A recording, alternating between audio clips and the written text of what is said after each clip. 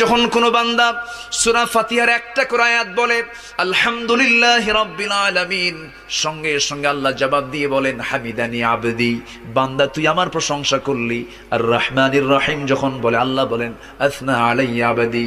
মালিক ইয়াউমিদ্দিন যখন বলে আল্লাহ বলেন মাজ্জাদানি আবদি।